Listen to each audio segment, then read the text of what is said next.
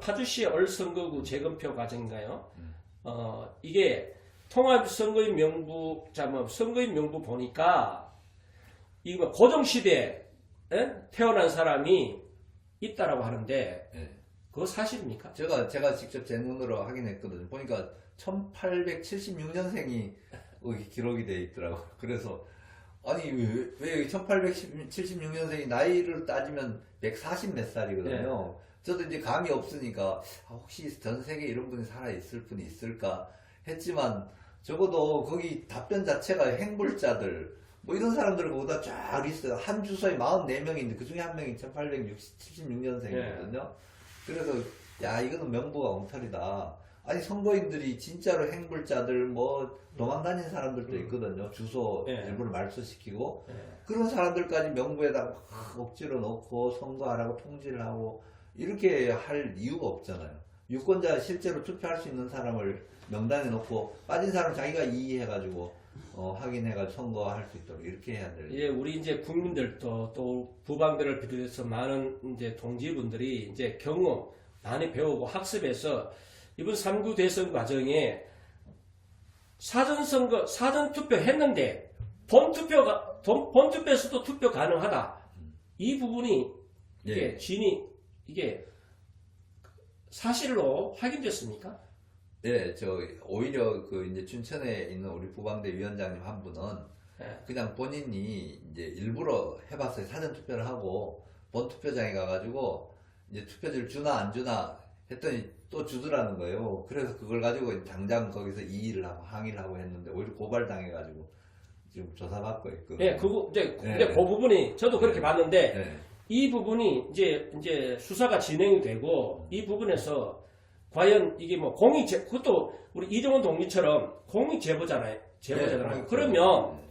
그러면 지금 그 춘천에서 우리 동지분들이 사전투표 했는데 또 본투표 가니까 투표지 주더라. 이거 혼돈했잖아요. 네. 이래가지고 선관에서 고발했을 거 아닙니까? 네. 그럼 선관에서 고발 당사자가 또 재판한단 말이에요. 네. 이거 이해 충돌인데 이거 변호사 그분에 대한 뭐 결과 어떻게 예측합니까? 과연 이 부분이 이게 뭐 권인 제공이 선관인데 이제 또 이정원 씨 사건하고 또 이건 또 다르잖아요. 네, 그거는 이제 아마 공무집행방해, 위계에 의한 공무집행방해 이런 걸 적용할 것 같은데 이건 이제 공무집행을 방해한 게 아니라 방해할 의도가 처음부터 없었고 그렇죠, 그냥 테스트하기 위해서 간 거고 말하자면 그쪽에서 그런 부실한 선거 관리 아니면 뭐 일부러 그렇게 열어놨을 수도 있거든요. 근데 확진자 투표 같은 경우에 뭐 한 사람 앞에 몇 장씩 투표지를 아예 그냥 날인된 걸 준 것도 발각되고 이런 상황이고 또 저도 경북 예천 이제 우리 고향 동네인데 거기서 연락이 왔는데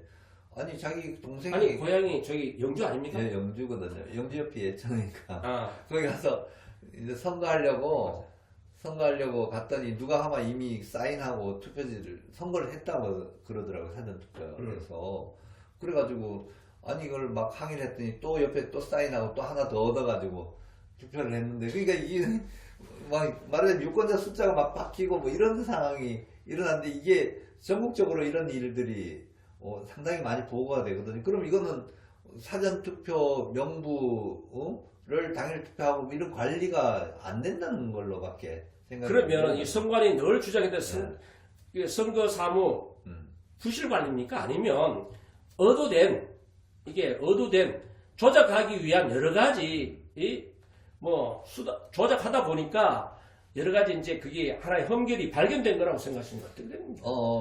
저는 이제 그러니까 전체 선관위 지원이 다 이렇게 여기에 관여할 수는 없는 일일 것 같고 다만 이걸 기획한 사람이 있을 거예요. 설계한 사람이.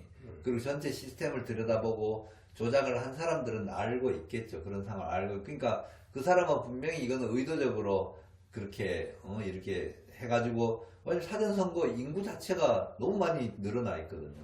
실제로 투표 유권자보다 굉장히 많이 부풀렸을 걸로 생각이 되는데 그런 식으로 이제 열어놓고 그러니까 그 안에 뭐 행불자 어떤 분은 자기는 일부러 그 채권자 피해 다니느라고 말소하고 그래서 그동안 선거를 못했다는 거예요. 못했는데 이번에는 자기한테 뭐 선거하라고 막 연락이 오고 그래서 그걸 또 이렇게 신고해 주신 분이 있거든요. 그러니까 이게 아주 부정선거를 하려고 작정을 하고 그런 명부 관리 자체를 비정상적으로 혜원이가 의도적으로 이제 그렇게 했다고 이제 충분히 추측할 수 있거든. 예, 이번 뭐 아무리 시국인 만큼 중앙선거관리를 비롯해서 지역선거관리원회 한 나라의 국가 원수를 선출하는 투표위원장에서 이게 부실관리다.